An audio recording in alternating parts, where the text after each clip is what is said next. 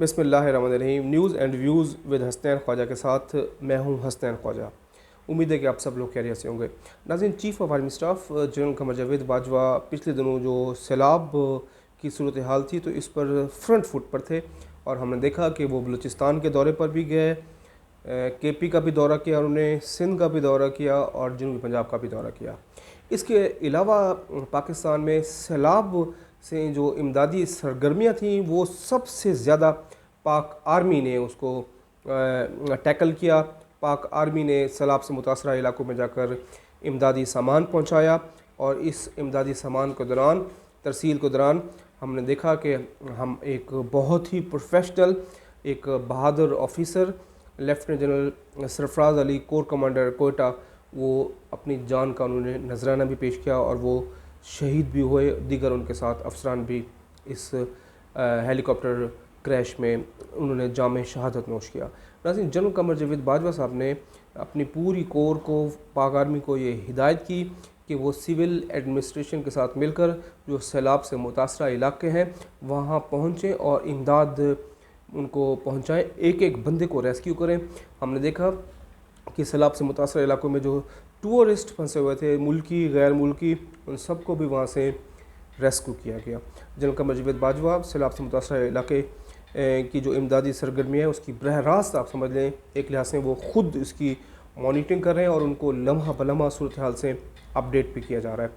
General Qamar Javed Bajwa की इस गैर मामूली जो आप समझ लें कि इन्वॉल्वमेंट थी या गैर मामूली तौर पे वो इसमें एक्टिव हुए, तो कुछ हमने देखा कि सोशल मीडिया पे एक ऐसे तबके ने उसको इस एक्सटेंशन से जोड़ दिया कि जनरल कमर जावेद बाजवा चूँकि लंदन भी गए थे और लंदन में वो आपको पता है कि वो रॉयल की जो मिलिट्री परेड थी वहाँ पर उन्होंने बतौर मेहमान खुसूसी शिरकत की, तो उसको लंदन मौजूदगी को एक ख़ास शख्सियत के साथ मुलाकात से उसको जोड़ा गया और जो प्रोपेगेंडा करने वाले लोग हैं, जो गलत खबरें फैलाने वाले लोग हैं, उन्होंने उसको इस तनाजुर में मार्केट में सोशल मीडिया पे ये खबरें फैलाई कि चूँकि अब लंदन में उनकी जनरल कमर जावेद बाजवा की नवाज शरीफ से मुलाकात हो गई है तो अब डील तय हो गई है, जनरल कमर जावेद बाजवा को एक्सटेंशन दी जाएगी। और अब जब वो सैलाब मुतासर इलाकों में मुतहरिक हुए, जाके उन्होंने मीडिया टॉक्स भी की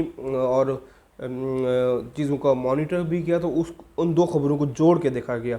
उस तासुब की निगाह से जोड़ के देखने वालों ने ये अपने आप से ख़ुद ही ये फ़ैसला या ख़ुद ही ये परसेप्शन उन्होंने कर लिया कि जनरल कमर जावेद बाजवा का एक्टिव होने का बुनियादी मकसद ये है कि वो एक्सटेंशन लेना चाहते हैं।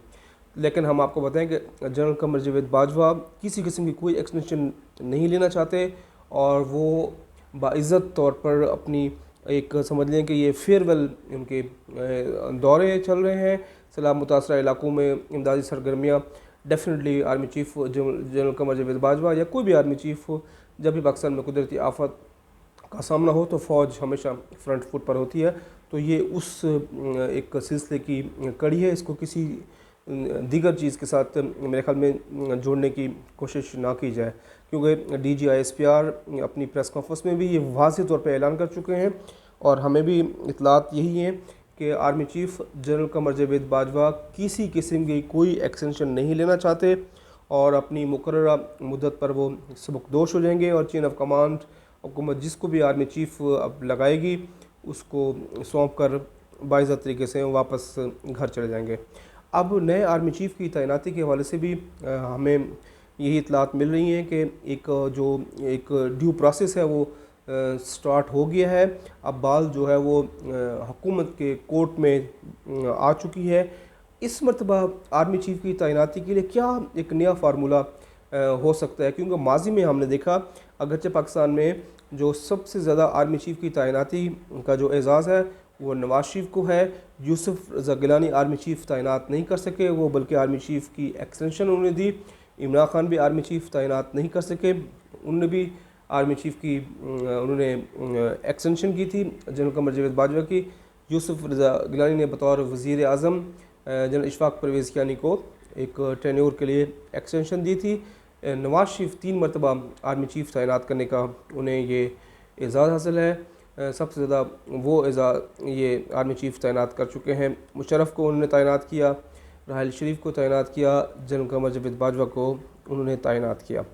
तो नाज़रीन, अब इस मरतबा माजी में हमने देखा कि आर्मी चीफ की तैनाती के बारे में बड़ा जो हुकूमत थी या जो वज़ीर आज़म थे, उनका जो एक फार्मूला था वो बड़ा उसमें जाके डार्क हॉर्स की शक्ल में होता था। शायद वो लिस्ट में जो सबसे जूनियर होता था या मिडल ऑफ द जूनियर होता था उसको तैनात किया जाता था, और बहुत ज़्यादा सोच विचार किया जाता था, और इधर की रिपोर्ट उधर की रिपोर्ट, ये इनपुट वो इनपुट, वो सब लेने के बाद एक राय कायम की जाती थी। लेकिन इस मरतबा शायद ऐसा लग रहा है, या जो हमारी इत्तेहादी हुकूमत से बात हुई है, अगरचे पीपल्स पार्टी के जो शरीक चेयरमैन हैं साबिक़ सदर आसिफ अली ज़रदारी, उन्होंने शायद मुस्लिम लीग नून को एक नाम सजेस्ट किया है बतौर आर्मी चीफ़ के लिए, लेकिन शायद मुस्लिम लीग नून के लिए काबिल कबूल नहीं होगा, क्योंकि डेफिनेटली इस सारी सिचुएशन का जो है तहरीक अदम एतमाद के बाद मुल्क में महंगाई, पेट्रोल, IMF, दीगर मामलात, इसकी सारी पॉलिटिकल कॉस्ट तो मुस्लिम लीग नून को पड़ रही है, पीपल्स पार्टी को तो नहीं पड़ रही। तो मुस्लिम लीग नून तो किसी भी कीमत पर ये नहीं चाह रही, और एक लिहाज से मामला इस पर डेडलॉक पर भी है कि वो आर्मी चीफ पीपल्स पार्टी के कहने पर तैनात कर दे। तो बहरहाल इस मरतबा जो हमारी बात हुई है, जो मुस्लिम लीग नून के इंतहाई सीनियर लोग हैं, उनसे हमारी जो ऑब्जर्वेशन है, जो हमने स्मेल किया, जो उनकी गुफ्तगू से हमें महसूस हुआ, शायद पाकिस्तान में इस मरतबा तारीख तब्दील हो। ज़रूरी नहीं कि माजी की तरह पर ही जूनियर लोगों को आर्मी चीफ लगाया जाए। नंबर 1 और नंबर 2 मुमकिन तौर पर जो अभी तक इस बात पर असूली फ़ैसला किया गया है कि लिस्ट में जो नंबर 1 होंगे वो chairman joint chiefs of committee होंगे, और लिस्ट में नंबर 2 होंगे वो आर्मी चीफ होंगे। तो अब जो लिस्ट आएगी उसमें ज़ाहिर बात है आर्मी चीफ का भी अपना एक इनपुट होता है, लेकिन बल ये बहुत कम होता है कि जो जाने वाला आर्मी चीफ हो उसकी इनपुट को कंसीडर लेकिन अब कंसीडर किया जाए। लेकिन अब चूँकि पाकिस्तान में हालात गैर मामूली हैं, तो यकीनन आर्मी चीफ की राय को भी गैर मामूली अहमियत मिल सकती है। यानी आर्मी चीफ जिसको अपना जानशीन मुकर्रर करना चाहें, रिपोर्ट में होता है, अगर वो हुकूमत उस पर भी उसको खारिज इम्कान करार नहीं दिया जा सकता। लेकिन बहरहाल हमें ऐसा लग रहा है, जो हमारे पास रिपोर्ट्स हैं, कि शायद इस मरतबा सीनियरिटी वाइज फैसला किया जाएगा। जो भी नंबर 1 होगा वो chairman joint chief of committee होगा, और जो नंबर 2 होगा वो उस पर आर्मी चीफ होंगे। 3 ऐसे इंपॉर्टेंट लेफ्टिनेंट जनरल्स हैं जो मुमकिन तौर पे टॉप ऑफ द लिस्ट हैं आर्मी चीफ की, और chairman joint chief of staff की तैनाती के लिए लेफ्टिनेंट जनरल आसिम मुनीर, और लेफ्टिनेंट जनरल साहिर शमशाद, और लेफ्टिनेंट जनरल अज़हर अब्बास। ये 3 ऐसे टॉप आर्मी के लेफ्टिनेंट जनरल्स हैं जो मुमकिन तौर पे इस वक्त मोस्ट हॉट फेवरेट हैं आर्मी चीफ या chairman joint chief of staff committee के लिए। लेकिन बहरहाल इस पर हुकूमत फ़ैसला करेगी। नवाज शरीफ और शहबाज शरीफ, नवाज शरीफ जो फ़ैसला करेंगे, शहबाज शरीफ फिर उसका ऐलान कर देंगे। दूसरे इमरान खान साहब के बारे में हम आपको बताएं कि इमरान खान साहब का पॉलिटिकल प्रेशर बढ़ाने का सिलसिला जारी है। वो मुसलसल हर 2 दिन बाद, हर 4 दिन बाद एक जलसा कर रहे हैं। सरोज़ा के बाद गुज़श्ता रोज़ उन्होंने गुजरात में जलसा किया, बहुत बड़ा जलसा था, इसमें कोई दो राय नहीं, बहुत चार्ज क्राउड था, और बहुत पॉलिटिकल वहाँ पर मोमेंटम हमने देखा। और तारीख का, गुजरात की तारीख का उसको बड़ा जलसा कहना गलत नहीं होगा। इमरान खान साहब ने वहाँ पर भी प्रेशर बढ़ाने की कोशिश की, अगरचे वो न्यूट्रल्स का नाम नहीं ले रहे थे, लेकिन वो बरल मुमकिन तौर पर यही लग रहा था कि वो प्रेशर बढ़ाने की कोशिश कर रहे हैं। आज इमरान खान साहब बहावलपुर में जलसा करेंगे। इमरान खान साहब के जलसे का जो बुनियादी मकसद है वो यही है कि किसी भी तरीके से जो शराकतदार हैं उन पर प्रेशर बढ़ाया जाए और वो इलेक्शन कराया जाए।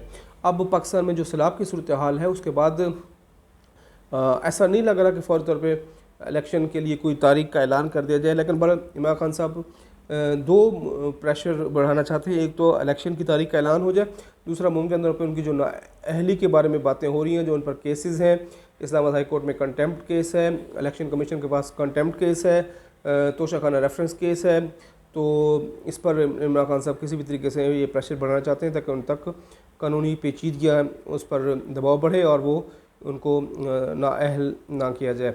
बहरहाल ये एक इम्पॉर्टेंट वक्त है पाकिस्तान में। अब जैसे जैसे सितंबर का आगाज़ हो चुका है, आप समझें कि बड़े फ़ैसलों का वक्त भी अब करीब है। अब मुमकिन तौर पे सबसे बड़ा फ़ैसला तो अभी पाकिस्तान में जो सबकी नज़रें हैं वो आर्मी चीफ़ की तैनाती कि कौन आर्मी चीफ़ बनेंगे, किसको तैनात किया जाएगा, और हो सकता है ये कबल अज़ वक्त भी इसका ऐलान कर दिया जाए। बहरहाल जनरल कमर जावेद बाजवा 29 नवंबर को अपने ओहदे से सबकदोश हो जाएंगे। वो किसी किस्म की कोई एक्सटेंशन नहीं लेना चाहते, ये कैटेगोरिकली पाक फ़ौज भी इस बारे में बता चुकी है। इस पर इस वक्त जो सोशल मीडिया पे कयास आराएँ की जा रही हैं वो बिल्कुल बेबुनियाद और वो हैं बेसलेस इंफॉर्मेशन की बुनियाद पर ऐसा सोशल मीडिया पर इंफॉर्मेशन फैलाई जा रही है। उम्मीद है कि आपको हमारा ये वीडियो पसंद आया होगा। जिन दोस्तों ने अब तक हमारे चैनल को सब्सक्राइब नहीं किया उनसे मेरी गुजारिश है कि वो मेरे चैनल को सब्सक्राइब करें, लाइक करें, कमेंट करें और शेयर करें।